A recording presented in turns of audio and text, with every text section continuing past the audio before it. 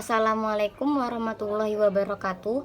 Perkenalkan, nama saya Della Asmarani, NIM 201101030024. Video ini dibuat untuk memenuhi tugas mata kuliah Manajemen Hubungan Masyarakat yang diampu oleh Ibu Siti Aminah MPD.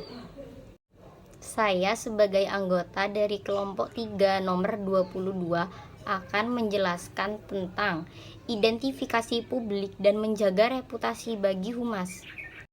Baik, saya akan menjelaskan terlebih dahulu apa sih arti identifikasi itu.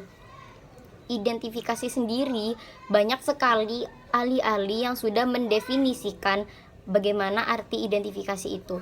Akan tetapi saya hanya menjelaskan menurut beberapa ahli saja, yakni identifikasi menurut Chaplin dalam Kartono pada tahun 2008 menyatakan bahwa identifikasi adalah proses pengenalan, penempatan objek atau individu dalam suatu kelas sesuai dengan karakteristik tertentu. Menurut Sudarsono pada tahun 1999 pada halaman 175, identifikasi memiliki 3 arti, yaitu 1. Bukti diri, penentuan atau penetapan seseorang, benda, dan sebagainya. Yang kedua, proses secara kejiwaan yang terjadi pada seseorang karena secara tidak sadar membayangkan dirinya seperti orang lain yang dikaguminya. Yang ketiga ialah penentuan seseorang berdasarkan bukti-bukti petunjuknya. Menurut Hardaniwati pada tahun 2003 di halaman 237 menjelaskan bahwa identifikasi adalah tanda kenal diri dan penentu atau penetapan identitas seseorang. Sedangkan menurut Saifuddin Azwar pada tahun 2005 di halaman 56 menjelaskan bahwa pada dasarnya, identifikasi merupakan sarana atau cara untuk memelihara hubungan yang diinginkan dengan orang atau kelompok lain dan cara menopang pengertiannya sendiri mengenai hubungan tersebut.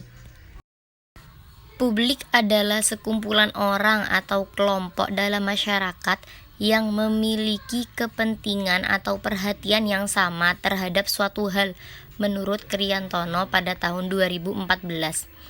Sri Ramesh dan kawan-kawan dalam DW pada tahun 2007 di halaman 309 menyatakan bahwa publik muncul ketika individu-individu menghadapi permasalahan yang sama, menyadari permasalahan, dan mengatur untuk menyelesaikan masalah. Dengan kata lain, isu-isu ini memunculkan publik.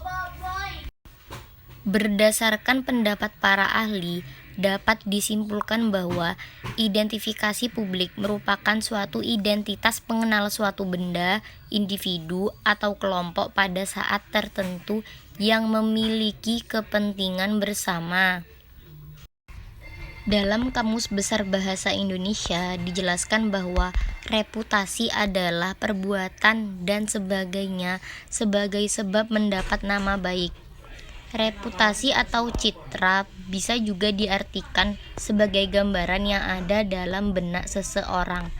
Reputasi dapat berubah menjadi positif dan negatif apabila tidak didukung oleh kemampuan atau keadaan yang sebenarnya.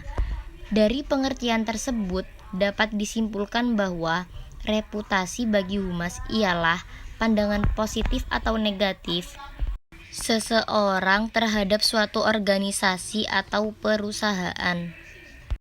Faktor-faktor dasar pembentukan reputasi bagi humas. 1. Komunikasi yang baik. 2. Sikap profesional. 3. Mendapat kepercayaan dari publik. 4. Inovasi produk. 5. Tanggung jawab sosial. 6. Kualitas layanan konsumen. Dan yang terakhir ialah responsif terhadap feedback publik.